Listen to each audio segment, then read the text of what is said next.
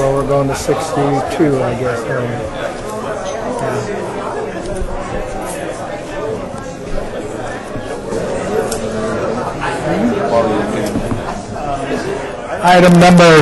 Item number 62. Carla, and I understand Carla's not here. Is there anything on there that we really need to know, or could you handle that for us? Yeah, I'm sorry. I'm just having a hard time hearing you. Okay. 62. Yeah. Item number 62. Hi, Commissioners. This is Rachel Falsetti on behalf of the department. This is an annual status report on the non-toll seismic retrofit program. 3 bridges are left in the Phase 2 program. All 3 are total bridge replacement, and as such are funded out of the shop because bridge replacements are outside of the scope of funding for the retrofit seismic program. The last bridge will be Schuyler Heim, which will be completed in 2017. The Phase 2 total budget was $1.35 billion, and there's a remaining balance of $25 million, which is going to be used to finish the right-of-way acquisition for the Fifth Avenue project and to fund mitigation for the 10-mile in Humboldt County project that will be delivered in fall. And that ends my report. Thank you. Any questions? Item number 63. Department of Research.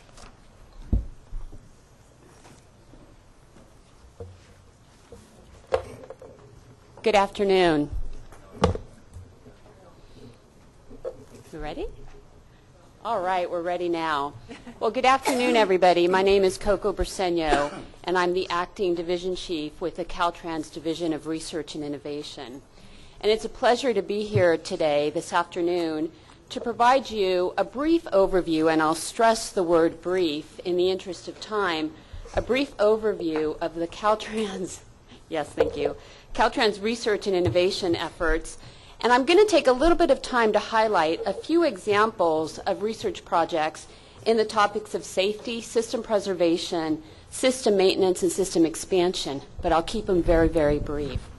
As you can imagine, my job in the Division of Research and Innovation is to work with a fantastic team of researchers, of planners, of engineers, and administrators to facilitate change in Caltrans. Next slide. Our mission is pretty simple, as you can see on this slide. It's to develop innovations, perform research, and implement solutions. And we're really in the business of supporting the Caltrans priorities and enhancing Caltrans business practices. And to that extent, we work really closely with all of the different Caltrans business units. And we also do this in partnership with a lot of stakeholders. Next slide, please. And speaking of stakeholders and partners, the Caltrans research covers, as I mentioned, all aspects of transportation. So we look at research from the planning stage, project development stage, the maintenance, and the operations stage. To complete the research, we partner with academics primarily in California, but sometimes also outside of California. And to ensure that we're leveraging the work that's done by others, particularly in other states and in other countries and with the federal government, we actively participate in national and federal programs such as the Transportation Research Board, the National Cooperative Highway Research Program, or NCHRP, or the new one, the Strategic Highway Research Program known as SHARP-2. And we do it really to participate at 2 different levels. We do it to ensure that we influence the national agenda. So we want to make sure that nationally the needs of California and Caltrans are being addressed. We also do it in a way so that we can leverage and bring back some of the products and services that are being developed by these other states and these other countries, again, to get those research dollars to go further. In any given year, we manage over 100 research projects at a time, and as I mentioned, I've brought along just a few examples to give you some highlights of the innovations that we have here. Next slide, please. So in the area of safety, our research portfolio really looks at projects that lead to a safer and a more efficient system for both users and workers. So what I brought along to give you an example is we have a research effort where we're evaluating what we call COZEEP and MAZEEP. And COZEEP and MAZEEP, as it says on the slide, is a construction and the maintenance zone enhanced enforcement program. So you're probably familiar with these. In the work zone, you see the use of a California Highway Patrol officer in the work zone to influence driver behavior. And the idea behind the research is to look at how can we maximize and ensure that we're getting value out of these services.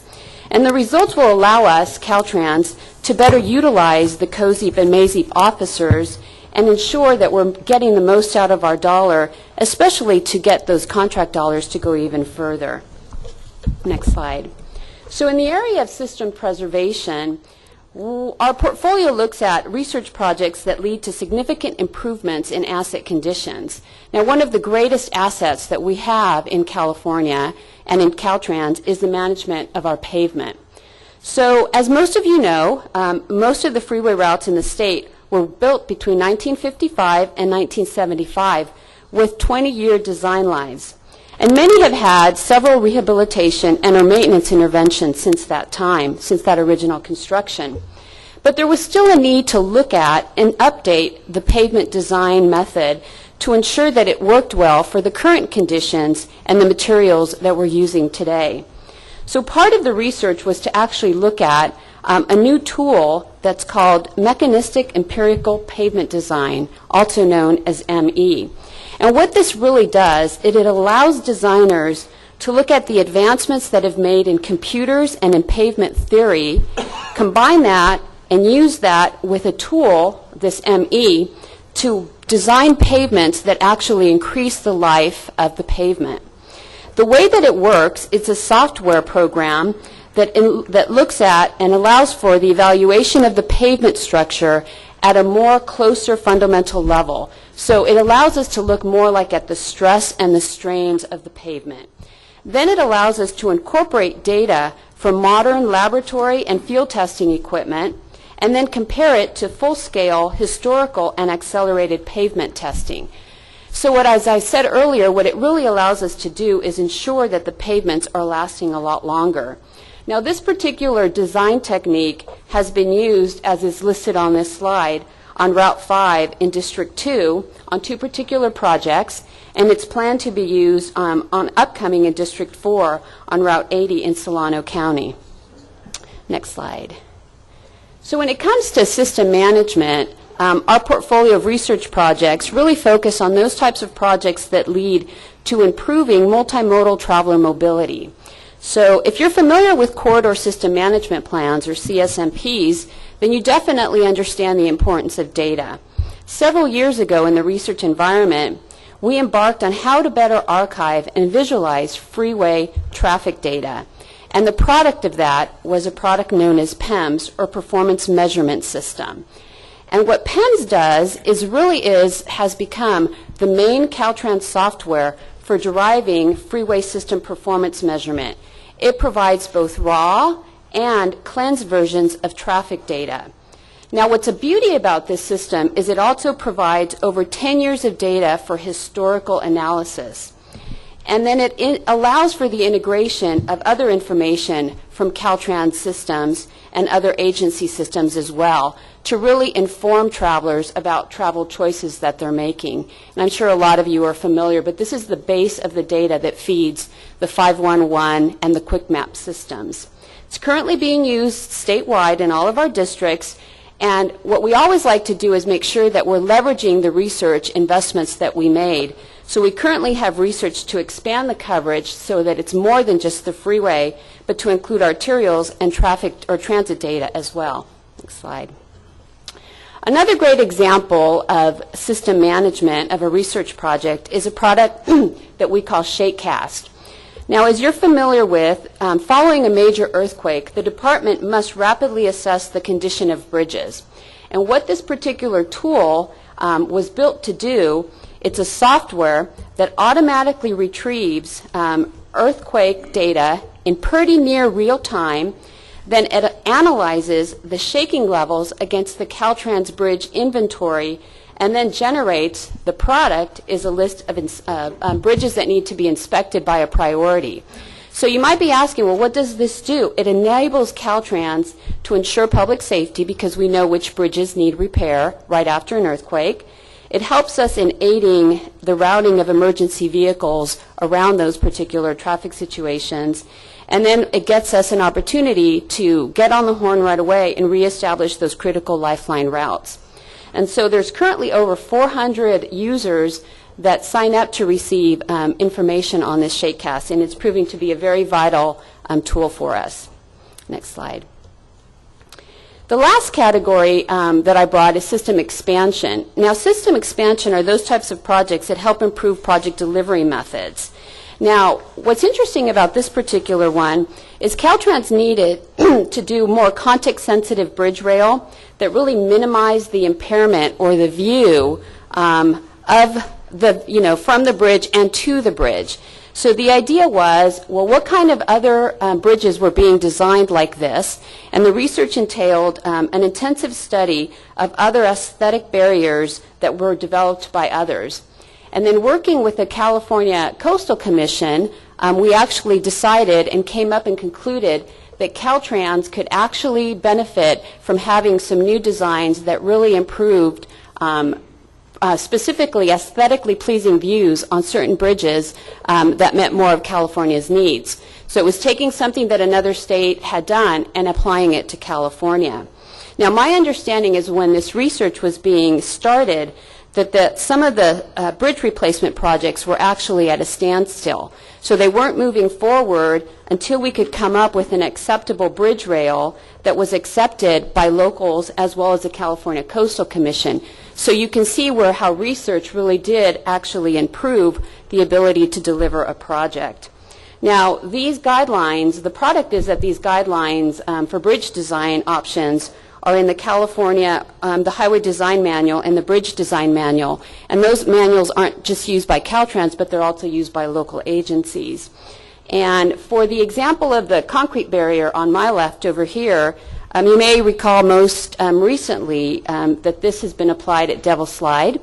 And then for the example of the steel bridge on my right side, this one has actually been used recently in Doyle Drive. So you can see that they're getting a lot of use all over the state. Next slide.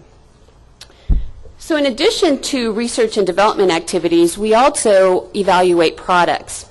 So some examples of the products that we evaluate include roadside safety devices and roadside safety hardware.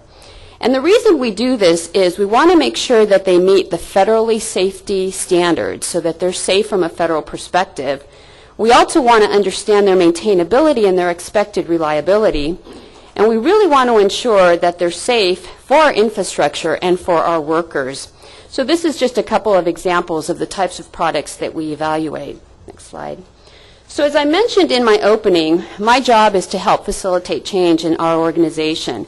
And I believe that the responsibility of researching is important because there's always something that's waiting to be known.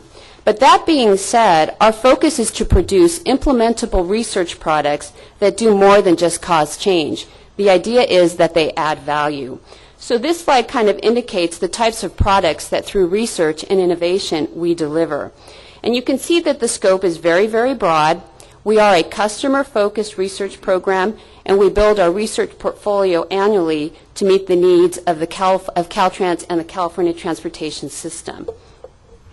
So kind of just to wrap up, I promised you that I'd do this real quickly and in a brief way, give you an example of the types of innovations that through the research program we're actually bringing to Caltrans and to the state of California. And as I mentioned, we do have a very, very broad research portfolio. It covers all the range of transportation functions and also looks not just at the short-term, more tactical needs, but also some of the long-term and more strategic needs and research strategies. And more information can be found at this website here. So thank you very much for your time, and I'm happy to answer any questions that you might have. Coco, so you're saying that Caltrans has come up with a new design on pavement that reduces maintenance and expands life? Caltrans updated its pavement design standard to include a look at how to increase the life of that pavement. And that was something, so probably a couple of years ago, or many years ago, as I mentioned earlier in my presentation, when facilities were built for 20-year design lives, they used one particular design method. And I'm not an engineer, so anybody that from Caltrans that wants to speak to this would be great. But basically, there was a need to kind of update. Nationally, this effort on mechanistic empirical design methods was being looked at. So what California then did is looked at what was happening nationally and created a California version that we call CalME. And it's basically taking a variety of different considerations in a research software tool to extend the design life of the pavement. Do we know what that is? That's going from 20 years to 40 years. so 40-year life expectancy and lower maintenance costs? That's the idea. Yep. Is there a patent on that? I'm just kidding. That's really Yeah. one of my questions, is there is a product out there that I already know is being used in Virginia, not yet approved by Caltrans. I think it's going through the approval process that would extend the life of road, bridge deck, flood control channels from 30 years to 130 years. Could you talk, but it's not yet approved by Caltrans. What is the typical process? How long does it take to get those kind of products approved, especially if another state is using them? So there's two different kind of processes that Caltrans use in product evaluation. So there's the research side that I kind of talked about a little bit, but then we have a very formal kind of new product process where products are actually go through a series of reviews and different committees based on what that product actually is, and the subject matter experts that need to be involved in the review of that process. So there's actually two different ways that a product can actually come into Caltrans. From the research standpoint, we mostly evaluate it based on, does it make a good business sense? And we look at it from more of the functional requirements. What are the requirements that we want as an organization or as a department to move something forward? But when it's more of a pure product that needs to be evaluated, that goes through the product evaluation process. We have a new products committee, and things get funneled in through there, but then they end up in specialty areas. If it was bridge related, it would end up in our structures and bridge maintenance department to review it. It could be equipment related. It could be safety related. And then typically we would then move into a phase of demoing it or trying it out in certain locations before we adopted it as a standard practice. And if other states are already using it, it should be able to expedite that process of going through that. But a lot of the things that we get are startups, and it's the Right. first time, and we don't necessarily discount those, but we look at them a lot more closely. So can you give me an idea? I mean, does it take 5 years to go through this process, 5 months? Depends on the product. Do you have an analysis that you do that you might put some quantitative aspect to it for me? It should not take 5 years. It does depend on the product, but some things should be able to be implemented in a matter of months, depending on whether it's being used elsewhere. But we could probably come up with some specific data on what products have come to us, what products have not, what percentage of them are ultimately approved, and how long it takes to go through that process. We can probably provide that to you. That is so important to teach us this, because that's where I feel that I can then take that information and go out to the public and say, see why Caltrans needs more money and deserves more money? Here's where they've saved a bunch of your tax dollars, so now you can give them more because they've done the right thing here. And so the more you share with us that I can kind of translate and put into real people language, the better the better I can help advocate Right. for you in the things that would help improve all of us. Definitely. So, okay. And I think that's one of the things that we're really striving to is research can get very technical. Yes. But in order to tell a story That's about right. what is the research actually getting you and what is that value, and it's not just about doing research, it's about implementing the result. And if you had given me one slide that says, and in the last 3 Right. years, I saved here are the you. 5 products I've approved, and I've saved this much time, therefore this much money, and there's real value for the taxpayers right there, I can go, yay, I'm taking that slide, and I'm your new marketing girl. Got You it. see what I mean? Yep. So it's really helpful. That's really helpful. Thank you. Thank you. Thank you, Coco. All right, thank you.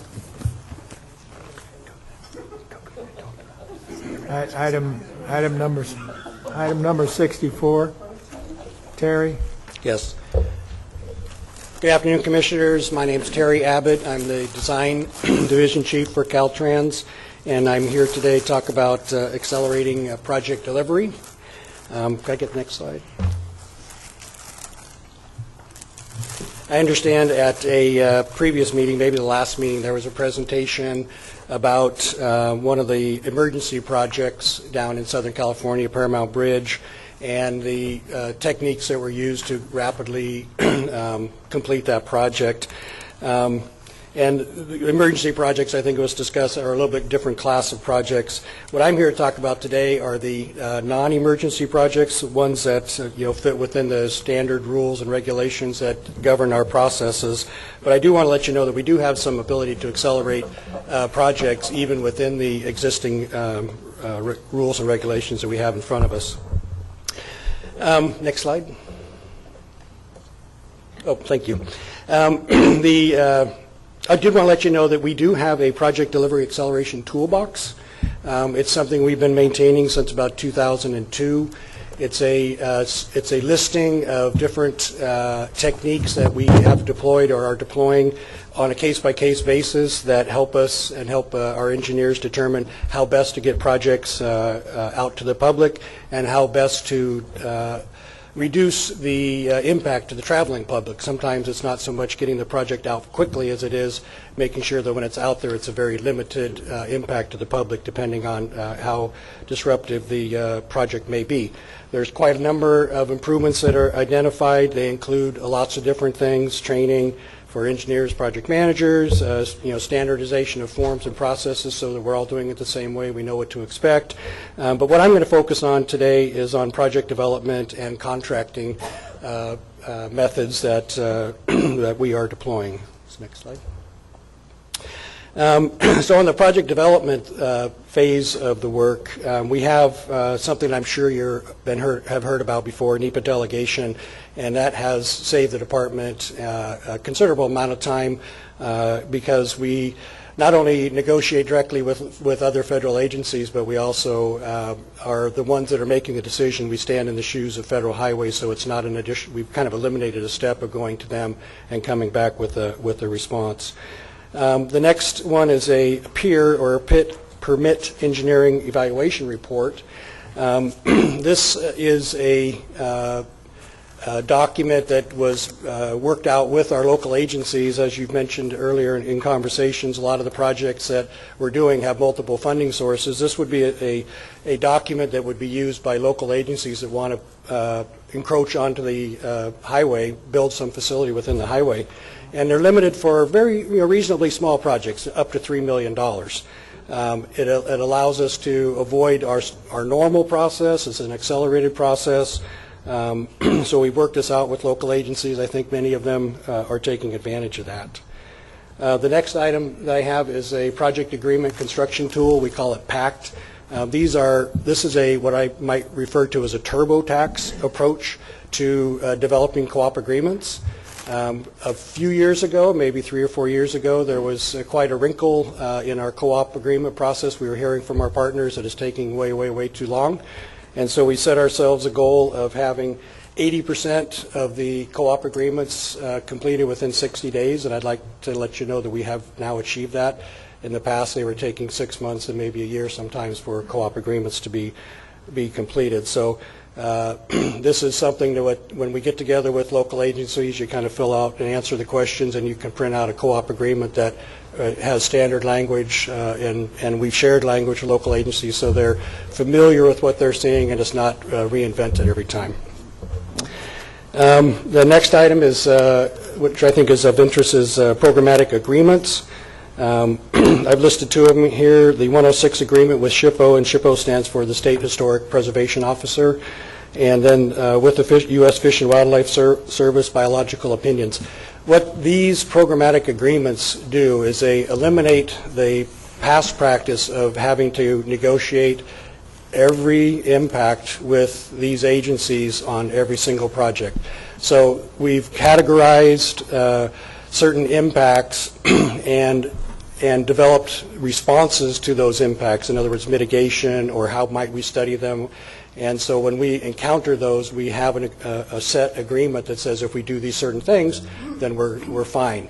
So it's really reduced some time in those otherwise sometimes lengthy negotiations. Next slide. Moving in a little bit to the contracting side of things. One of the things that we've restarted essentially is construction partnering. This is a practice where at the beginning of a construction contract, we actually have a facilitated meeting with the folks that are going to be working for the contract or the folks going to be working for Caltrans on site, and work out how the communication is going to work, identify common goals, essentially getting the project done on time. And probably the most important thing is establishing an escalation ladder for issue resolution. So when there's an issue that comes up or a question comes up, it can be talked about at a particular level. If it's not resolved in short order, everybody knows how to raise that issue so that it can get resolved quickly and results in projects being done without delays. And it's reduced our claims because contractors are not being held up as decisions are being held up. So that's been a very successful, and the contractors as well as the Caltrans are finding that they like this practice. Next item is cost plus time contracting. These next few are techniques that would allow us to shrink the time that the contractor is on the pavement so that we reduce the impact to the public. So in the cost plus time, there's actually a bid that the contractor provides, which would be the kind of more traditional bid, but we've also established a value for us on what it's costing us to have the contractor out on the project site. It's causing delays, causing congestion, so we've established a price, and they submit a cost for the bid and a number of days which associates with the price, with the cost as well. And then the combination of those two results in the person that we award to. So for instance, you could have one that has a slightly higher cost, traditional cost, but much fewer days, and they would then could then win the award because of the combination of the cost plus time. And a kind of a similar item is the incentive disincentives, particularly if you have a contract where you need the contractor out of the way within a certain period of time. You got the Olympics or the Super Bowl or something's coming, and you want to make sure this is open. Then we've put in incentives and disincentives. So there's incentives for every day that they they complete that milestone or complete the project prior to our established date, and so that helps us limit the amount of time the contractor's out on the pavement. The next item is SMART, or we call flexible start. A lot of times this might be used where we're getting ready to award a project. It's November. We know that they're going to be able to work a few weeks, and then they're going to have to go into a winter suspension and come back out in the spring. So we have an opportunity for setting the end date of the contract and the number of working days, but the contractor can choose what day they want to start. So they may choose not to start in November, but choose to start in February, and at that date they have marshaled all their forces, and it's less expensive for them, and we see that in some of the bids. And then accelerated bridge construction, I think you saw that a little bit with the Paramount Bridge replacement project, primarily using prefabricated elements that can be built off-site, brought on-site. With a short closure, the facilities can be constructed with less disruption to the folks on the road. Next slide. A little bit of an update on a couple pilot projects that we have underway. Design sequencing is a process which I think you're probably familiar with, but it allows the department to initiate a construction contract prior to being 100% complete with the plans. And then we have a schedule in that construction contract that shows when we will deliver the remaining pieces of the design. It's very similar to a design build sort of concept where we're using department forces. At this stage, the authority to use that process has expired. It ended in January of 2010. There's still 10 projects in construction, however, so we're watching those projects coming to completion, and at completion of those projects, we'll prepare a report and recommendation on whether we want to proceed with more authority on that type of a project. Design build, I think you're aware as well. We have until December 2013 to put the remaining 2 projects under construction. We have 8 projects approved already, and we expect to be coming to the Commission this fall with the remaining 2 projects. And then, next slide. These are kind of interesting things. I look at them as what's coming up next, or what do we see on the horizon. We have a process called Construction Manager General Contractor. This is actually being put through the legislature right now. It's AB 2498. Actually, it's been approved by the Assembly, and it's approved by the Assembly, and it's going to vote by the Senate tomorrow. So we'll see how that goes. We'll all be watching. What this process is we are able to enter into a contract with a contractor and bring them on board during the design, and then have the contractor assist us in the development of the plans and specs.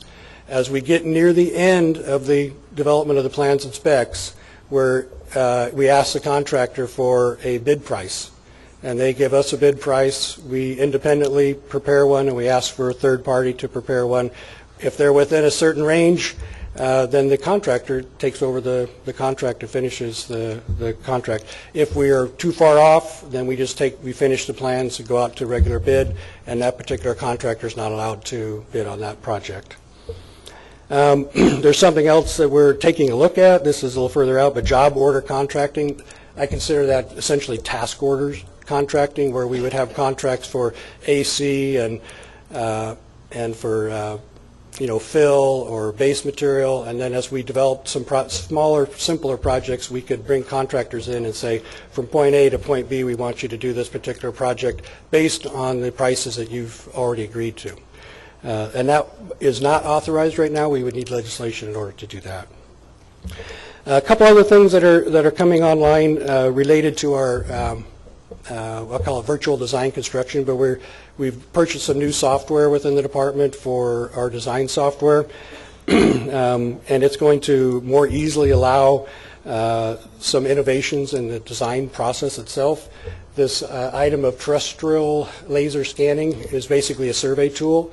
It's mobile. It can drive at 30, 40 miles an hour, and while it's driving, it can collect millions of points of data, and those points of data are collected at survey grade.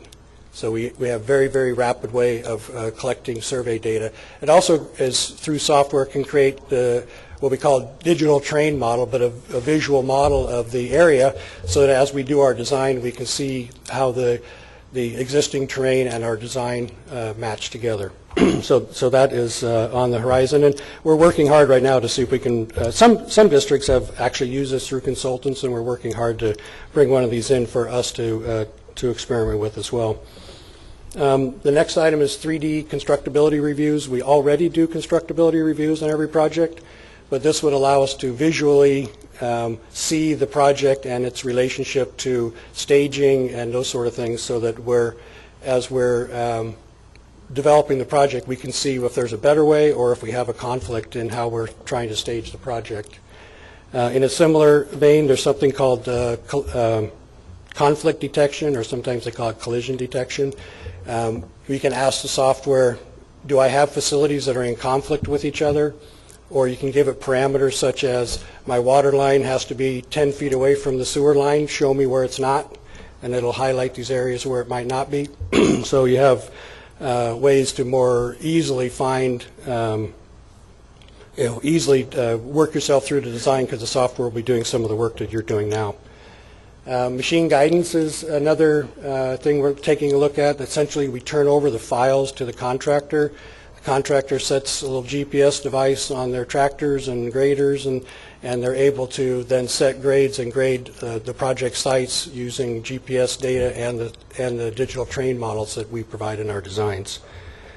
And then lastly, I know there's been several discussions on MAP 21 already, but I think it was mentioned already that the NEPA delegation was made permanent in this MAP 21. The use of the CMCG that I just talked about, construction manager, that has also been elevated within MAP 21. So it used to be an experimental process. Now it is considered a regular process, so there's no experimental approval that's required. It can just be used by the feds, from the feds' perspective. And then it also allows for some earlier right-of-way activities to take place prior to or in conjunction with the NEPA delegation. So those are the items I had that I brought to you. I'll be happy to take questions.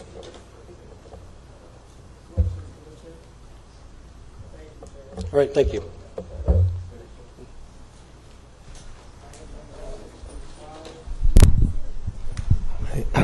Yes, Commissioners.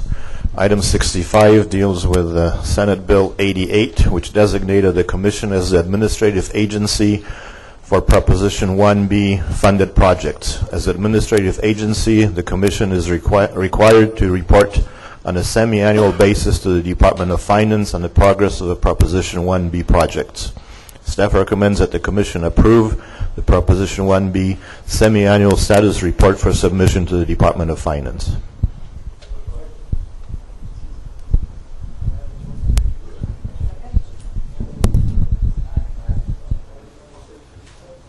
Yes, Commissioners, item 66, this is an information item.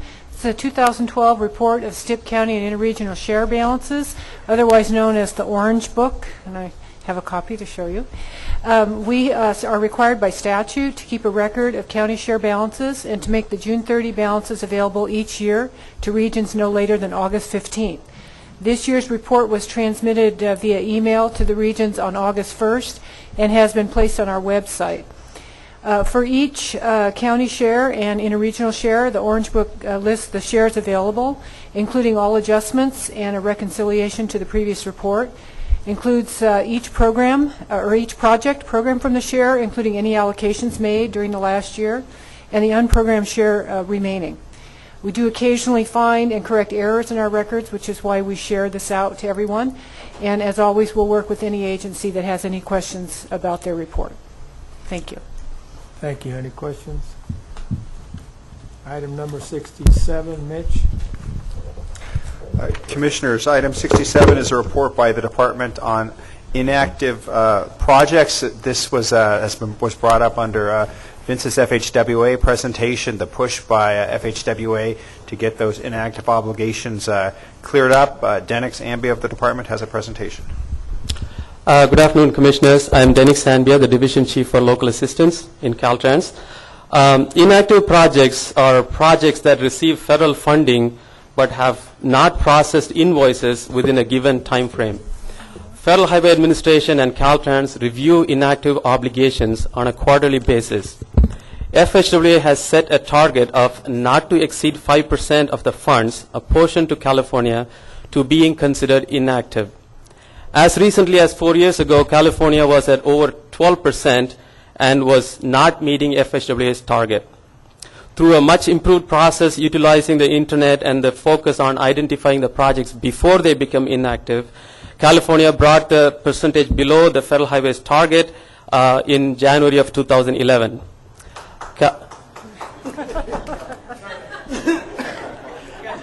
I did not pay him for that. California has been in compliance 5 of the last 6 quarters, and the department even received a congratulatory note from Federal Highways on this accomplishment. However, Federal Highways is currently being audited, and one of the preliminary findings is that nationwide, the federal funds tied to inactive obligations is too high. FHWA intends to address the issue before the audit finding is finalized. As a result, last month, the department received notice from Federal Highways making 5 distinct changes to the prior requirements and asked California to be in compliance by the end of August. These changes are, 1, the projects with between $50,000 and $500,000 in unexpended funds that haven't been invoiced within 12 months are deemed inactive. Previously, they had 24 months before they become inactive.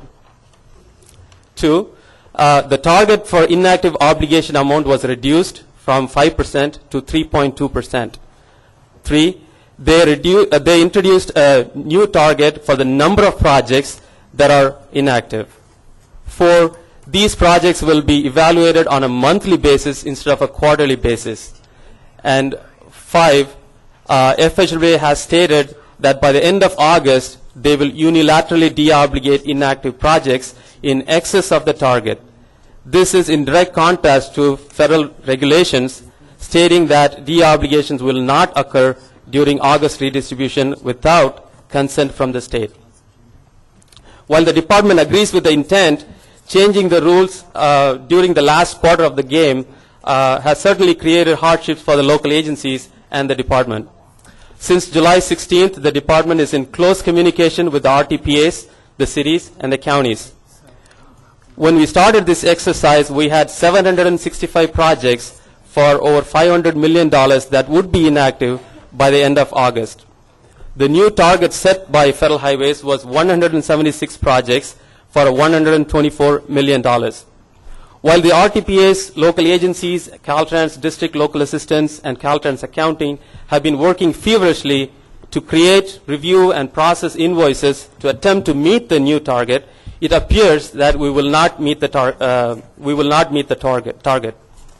Assuming all the invoices that the department has received to date will be processed, we will only have 238 inactive projects for $145 million by the end of August. This is only 62 projects and $21 million over the new target. Considering where we started, this is a significant accomplishment in a very short time by the regions, local agencies, and the department. If FHWA insists on deobligating some projects to meet the new target, the deobligated funds could be obligated on other projects to ensure California does not lose federal funds. And that concludes my report, and I can answer any questions you may have.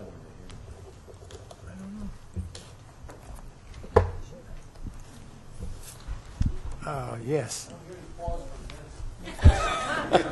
Any questions? Well, even though that concludes that report, there is a related topic that Malcolm said I will talk about later, so I guess I talk about it now, which is the unobligated earmark projects that you heard about earlier. There are 71 projects worth $43 million of unobligated federal funds in California. Federal Highways is asking us to find a way to obligate those funds either on those projects or on other projects. So as a first step, we are asking those original project sponsors, those 71 project sponsors, if they could use that money on that project within this time frame that is given to us. That's where we are as step one. Once we get that information, we will know how much of the money will not be used on those projects, and then we will go into the step two in identifying other projects that could use the remaining money of the $43 million. The department is very confident that we can use the $43 million, and if any other money becomes available from other states. Thank you. Thank you. Item number 68. Yes, Commissioners, this is an action item to amend the state and local partnership competitive and formula programs. The proposed changes are shown on the attachments to the book item. We're recommending that 2 projects from the competitive program be deleted. These projects were delivered with other funds. Deleting those projects will make those funds available for the 12-13 year that we're going to be starting here shortly. For the formula program, we're doing some amendments and adding some new projects. Staff recommends your approval of these changes to the SLPP. Staff recommendation. Second. All those in favor? Moved. Item number 69.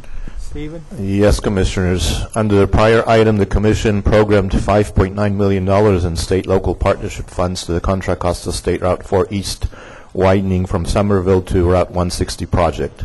This project is a CMA project known as Contra Costa State Route 4 East Widening Segment 3B. Under this item, the Commission is requested to amend this project CMIA baseline agreement to add the $5.9 million in SLP funds and delete an equal amount of local funds and update the project scope, schedule, and funding plan.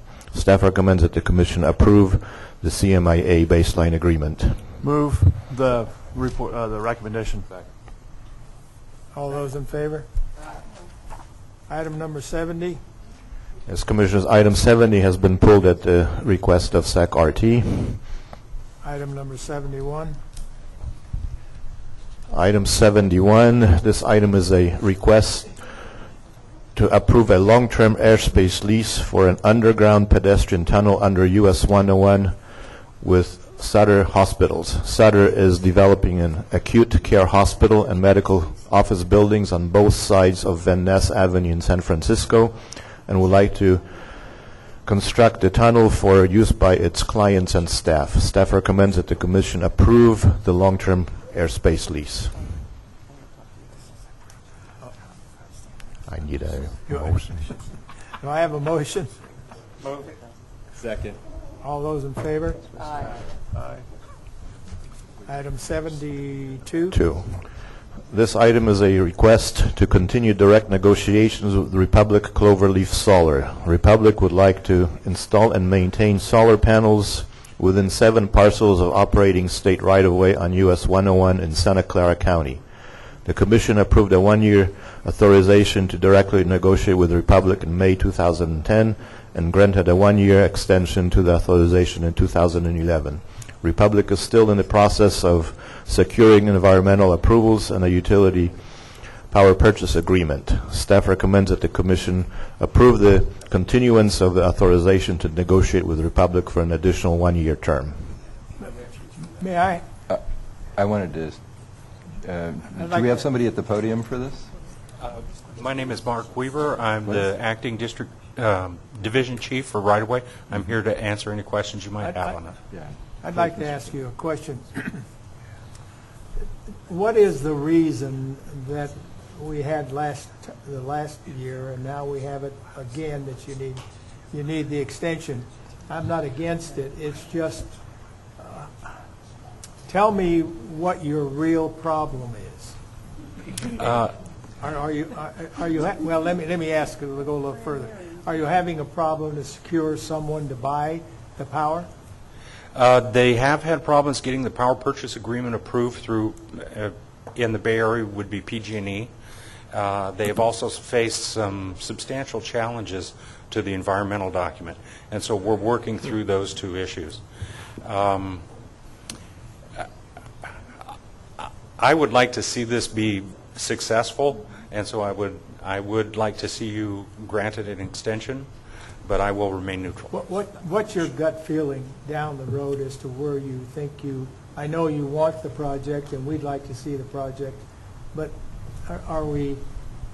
is it such in a hole that you're not able to move out of it, or where do you think we're going to be able to go? Are we going to, a year from now, come back and say we need another year? Joe, this is the department, so they don't really know what the actual things that the challenges are on the developer side. Okay. We hear from the developer. Yeah. I believe the project applicant. The developer here? Might we hear from the project applicant, Mr. Chair? Good afternoon, Michael Van Avery, and I remind myself to fill out the card here. I'll answer the first question, has to do with the challenges with the power purchase agreement. As noted and well publicized, solar energy prices have come way down over the past year. We're considered a small size project, and so in addition to a public-private project with 7 separate intersections, 7 separate general conditions, the safety features of federal highways that are quite critical to the project. So we are experiencing difficulty in securing a power purchase agreement. However, that being said, the California Public Utilities Commission, along with the California Energy Commission, is in the process of creating new categories for public-private partnership for public projects such as this in the future. And so, this is really a process. This is a very new industry. There is a recognition by both the California Public Utilities Commission and the CEC that technology demonstration, and more importantly, technology demonstration projects that can be implemented are critical for the future. So Our big issue right now is getting through this environmental delay. Believe it or not, it's a red-legged frog issue brought up by U.S. Fish and Wildlife Services in the Coyote Valley area. So with that, I'll stop. Commissioner Inman? Didn't we just see the red-legged frog listed as part of the project acceleration workouts that we're working on? I think that was one of the slides in the earlier on Project 64, so perhaps maybe some earlier work's been done. I just want to say that I think these transactions are so very complicated with so many parties involved, so I'm not surprised working for a company that's tried for years to figure out how it might work from our private perspective. I'm not really surprised that it's taken us this long. I echo those sentiments as well. Can I ask a question of staff? Is there any downside to granting them the continuance? No, there's no real downside. We don't have anybody else beating the door down to offer us another deal that... No, not too many people are interested in developing solar projects right now. Well, not for what you can sell it for. That's what correct. It's being sold for. So it's my hats off to Republic Solar for sticking with it and trying to produce something. All right. Mr. Chairman, thank you. I would echo what Stephen Mahler just said. I've always been very enthusiastic about this. That's no surprise to any of my colleagues or our staff. We're talking about land that has no real use. We're talking about land within a clover leaf of intersections that we can use in a very productive way that's good for California's renewable energy future. And we have people willing to invest private sector dollars to make this work. The fact that they continue to be stymied by whether it's other agencies or energy companies or anyone else involved in the process. My request to staff, or my question to staff, is there anything that we can be doing as a commission to try to get folks to work through these issues in a more expeditious manner so that we're not, one, continuing to do time extensions on something we all say we support, and two, so that we can get these demonstration projects up and running so that hopefully we can propagate them more throughout the state? Well, you are doing what you can do, which is approving the negotiations. As far as getting involved in an environmental document, no, the commission doesn't get involved in that. And negotiations with a public utility company for how much they're willing to buy electricity from these things, again, it's not proper role for us. Do I have a motion to approve this? I move to approve the extension. Second. All those in favor? Aye. So moved. Item 72. Actually, That was 72. actually, that was 72. We're on to item 73, 74, and 75, and these items are being pulled at the request of the department. Item number 76. Commissioners, item 76 is an action item. Sorry, Mr. Chair, is there anybody here representing any of these items that wishes to speak? I mean, has that been done in consent with those businesses? I'm not quite following your I mean, question. this has been pulled because the department has pulled these items. The department is the one that put these items in front of us, and the department has requested that these items be held over because the department wants to do some additional investigations for whatever the reasons are. Brian Annis with B10H Agency. These items are items that the Secretary's office had not asked for a review on, but we looked at them and just decided to request that they be pulled so that we could get a full review on this corridor and the investments and on the projects before moving forward. So we're an agency request through Caltrans. Item number 76. Okay. Commissioners, item 76 is an action item. This is a request for financial allocation for SHOP projects. The department is requesting an allocation for 41 SHOP projects totaling $238,273,000. The department is ready to proceed with the projects and requesting allocation. Staff recommends your approval. So moved. Second. All those in favor? Aye. Item number 77. Commissioners, item 77 is an action item. Please note that this item had been shown a change on the change list, but the recommendation I'm going to give is a further change. The change list notes that the project 17 we had revised the allocation down to $6 million. This recommendation is going to withdraw project 17, so we're going to vote 16 projects. So, as I mentioned, this is an action item, financial allocation for SHOP projects for 16 projects for a total of $17,698,000. Staff recommends your approval. So moved. Second. All those in favor? Aye. Aye. Now where do we go?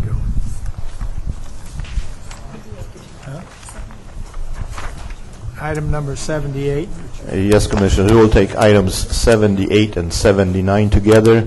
These items are requests to allocate STIP and SHOP funds to the Design-Build DeVore project in San Bernardino County. Staff recommends that the Commission allocate the funds. Move it. All those in favor? Item number 79. Number 80 now. Number 80. Commissioners, Wherever you want to go. items 80 through 85 are STIP allocations. Staff recommends approval of these items except project number 15 under tab 83. This has been withdrawn at the request of LA Metro. Second? Item number 8. All those in favor? Aye. Item number 86. Commissioners, item 86 is an action item. It's a financial allocation for the EEM project you previously on the agenda you amended into the 1112 program. It's a request to allocate $245,000 for a project in Placer County. Staff recommends your approval. So moved. Second. All those in favor? Item number 87. Commissioners, items 87 through 91 are requests for supplemental funds. There are a variety of reasons, a variety of STIP and SHOP projects. There are a number of issues that were outside department's control. There were some issues that were within the department's control and probably should have been handled a little differently. That said, if the commission would like to take them all together, I will be recommending approval. So moved. Second. David, did you want to? Thank you, Mr. Chairman and Commissioners. I had a item I wanted to talk about, item 90. Is that one of those included? Yes. Well, perhaps. If the commission would like, we can take 87, 88, and 89 together and then move on to item 90. I would appreciate that. That's fine. Okay. And I will amend my second. I'll amend it all and say it's great. I vote yes. Just you? Hopefully we have some other votes. All those in favor? Aye. All right, David. We're talking about item number 90. Item 90 is a request for supplemental funds. The request is for $9 million in STIP funds for a project in L.A. on Route 405. This was a very large and complex project. There was some extensive utility work involved, and those complications resulted in some delays. Staff is recommending approval of this item. Good afternoon, Mr. Chairman and Commissioners. For the record here, I'm David Yale, Executive Officer in Countywide Planning and Development for the Los Angeles County Metropolitan Transportation Authority. As Mitch has indicated, tab 90 is a request to pay a construction claim of $9 million on Interstate 405 from 90 to 10. This is the project immediately south of Carmageddon 1 and 2, not the Carmageddon itself. The HOV lanes that were built there have been in operation for at least a couple years now, and this is the final claim on the project. We're not taking issue with the claim itself. We believe the negotiations were appropriate and that the claim should be paid. What we're taking issue with here and why I rise to speak is the treatment of our county share within our $4 billion state highway program now under construction. This larger program includes the 405 project over the Sepulveda to Pass, the I-5 South, the I-5 North, and the 10 over Kellogg Hill to get us to the 57. Each of these projects on average exceeds $1 billion. So even a minor unanticipated cost change can trigger large dollar amounts. We're finding that not only are we expected to cover the cost increases for this large program, but we're also expected to do so while savings on other phases are diverted to other purposes and other needs around the state. We now find that the over-allocation on I-5 North, this is the project at Empire in the Burbank area, will worsen our situation. The guidelines for the STIP call that the allocations should be based on an engineer's estimate. On the I-5 North, we did not allocate based on the engineer's estimate. Instead, it was on the programmed amount, and the difference is $40 million. $250 million is the engineer's estimate, and $290 million is what was allocated. This inconsistency in how you're allocating is supported in your CMIA guidelines, which say that the CMIA allocations are supposed to be made consistent with the STIP. So we're finding we have to pay more out of our county share on the I-5 North while at the same time picking up this $9 million on the 405. Our board has directed me to ask that you adjust the I-5 allocation amount by at least $9 million to provide for the cost increase on this 405 claim. We think that's appropriate given the over-allocation on I-5 North. I would add that you don't have to do that this month, but I would like to hear some affirmation that that would be considered next month. As a separate matter to this action, we are also asking that you consider other partnership matters on our $4 billion state highway program so that we can keep the entire program on schedule. Also on I-5 North, we have an AB 3X20 CMIA commitment, and I know that's a complicated matter in and of itself, just to explain what that is. But we believe that's put at risk by the over-allocation as well, and we want to talk about how to address the 405 corridor cost increases that are coming up and the one today going forward. So that's why I rise to speak today. I'd be happy to answer any questions you may have. There are a couple of things that are being confused here. What David was referring to was an agreement on the CMA projects. What we're discussing here is a STIP piece that follows different rules than what we established for the CMIA. And the STIP rules... Mr. Chair. My point is, if I may respond, the I-5 North is jointly funded by the STIP and the CMIA. And the CMIA overlay, which it was used to over-allocate the project, is inconsistent with the STIP guidelines. And in and of itself, maybe that'll come out in the wash with the G12 procedures and all of that. But what we're being asked to do is ignore this county share debit on the 405 claim while also having this problem on the 5. And we're finding these issues are popping up too often on our program. We're worried we're not going to be able to complete it if we don't get some help from the state on getting through these guidelines in a way that will help us.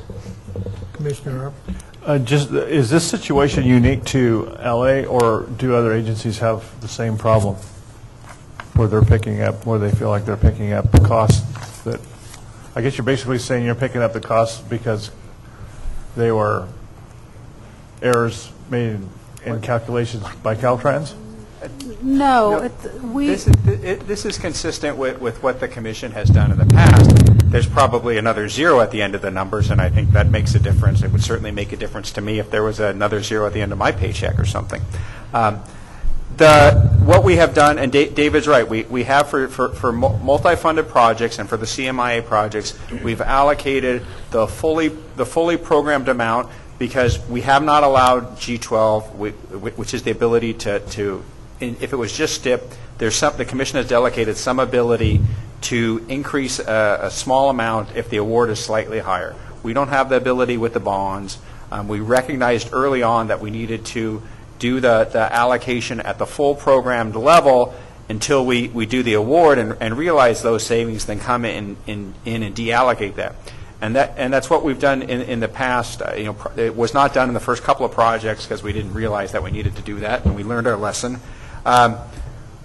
If there are in fact savings on with the I-5 North, we can on the STIP side, if they reach the percentage that's allowed in statute, we can go back and adjust the county shares. The commission has done what's referred to AB 608s, and we have one of those probably lately every few months on our agenda.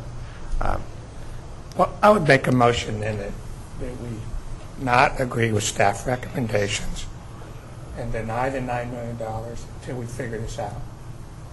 If we're making a mistake, then we got to go in and look at it. And I repeat myself, nobody listens themselves out of $9 million. At this point in the discussion, I want to raise the urgency of settling the construction claim, which we're not disputing. We just tried to give you $9 million working with staff, and you come in with this convoluted story saying, I don't want that $9 million, I want that $9 million. I get it. So I'm telling you, if I'm trying to help you here, but at some point we get frustrated. Yes, I get it. So do you want $9 million? I'll be happy to revoke, to remove my motion and change it. But if you don't want the $9 million, it's going to cost you more. Yes. You want me to move the motion? My board has directed me to ask you for that $9 million. Yes. He wants we the do money. want it. Then I'll rescind my motion and make a motion to approve staff recommendation. And call for the question. I don't know if I can do that. But Second. All those in favor? Aye. All right, we're sitting down. Okay. Perhaps I was misunderstood. I meant we wanted the $9 million. But really, the construction claim does need to be paid. What I'm here to do is to talk going forward about adjusting the I-5 North, if we may, next month. Over the life of this bond, and even looking forward, we have tried to be creative to work with these local agencies just to get a project done. And then when something like this happens, it's okay, then why are we doing it? Especially for $9 million. That's a lot of money. But in the overall scheme of the bond things, it's like, I don't want your $9 million, stick it. Item number 92. 91. Commissioners, item number 91 is a request for the allocation of $19.1 million. This is for a shop project you may have heard of called Doyle Drive. This is for phase one, the non-P3 portion. This is for some utility work, essentially a secondary power source. It's a safety precaution in the tunnels. There was originally set aside $12 million. The negotiations with the utility have occurred. They need another 7.1, so the total allocation is 19.1. Staff recommends approval. Question? Motion? All those in favor? Now 92. Yes, Commissioners. This item is a request to deallocate $500,000 from right-of-way capital and reallocate the $500,000 to right-of-way support for the Plainsburg Road Interchange project on Route 99 in Merced County to reflect a previously approved baseline agreement. Staff recommends that the Commission deallocate and reallocate the funds to reflect the baseline agreement. So moved. Motion? All those in favor? Aye. Moved. 93. Yes, Commissioners, tabs 93 through 97 are requests for allocation of state and local partnership funds. In addition, the item under tab 96 has STIP funds. Staff will recommend your allocation of all these items. So moved. All those in favor? Aye. Item number 98. Commissioners, item 98 is an action item. It's a request to allocate funds to a local transit project for $439,000 for the Mora Transportation Center. Staff recommends your approval. Do I hear a motion? Second. All those in favor? Item number 99. Yes, Commissioners, this is an action item, a request to allocate Proposition 1A high-speed rail funds for two projects. These are projects that are on the program that was just approved in June. The total requested is $117,855,000. Staff recommends approval of this item. So moved. Second. All those in favor? Item number 100. Commissioners, item 100 and 101 are TCRP Tier 1 allocations. Item 100 is $40 million for the BART to San Jose Extension Project. Item 101, it's a total of $38,142,000 for 3 projects in LA County. Staff recommends approval of both of the items. Question? Motion? Second.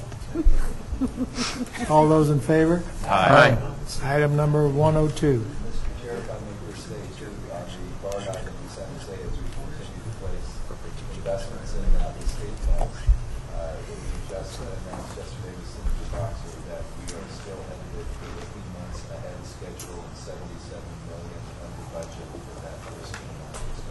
Wonderful.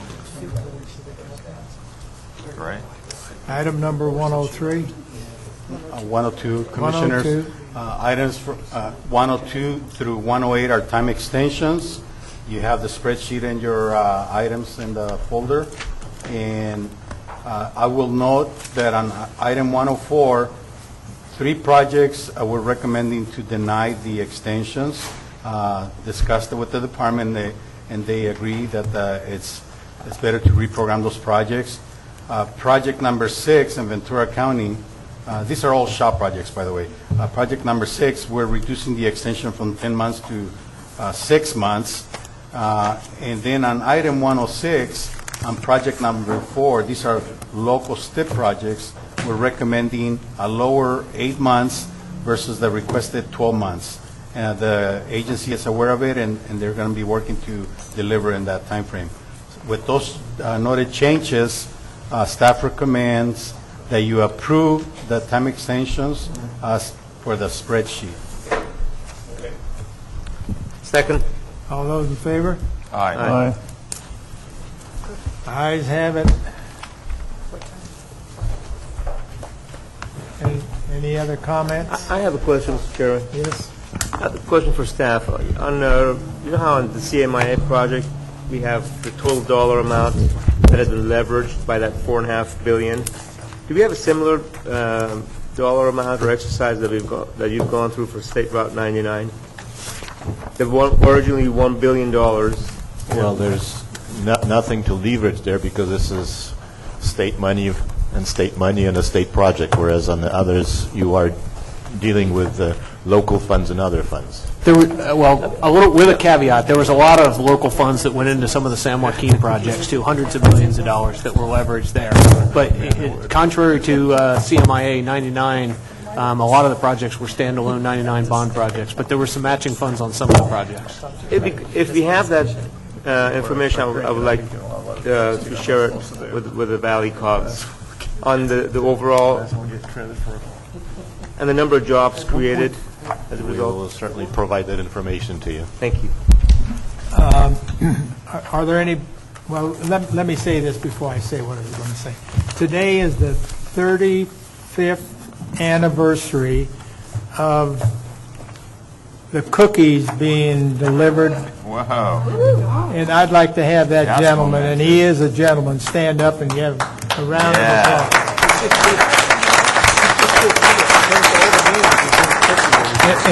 And I'm going to ask you if you'd like to say something, if you would.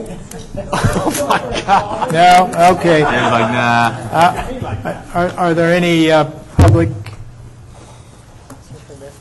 Anyone in the audience that needs to say anything? Commissioner Alvarado would definitely like to have some more comments. Funding requests. Now, I believe that, what's that guy's name back here? He's Mr. Longarm. He's really been into it today. Would you like to speak, sir? Well, we'd like to hear from you if you have something to say. We are adjourned.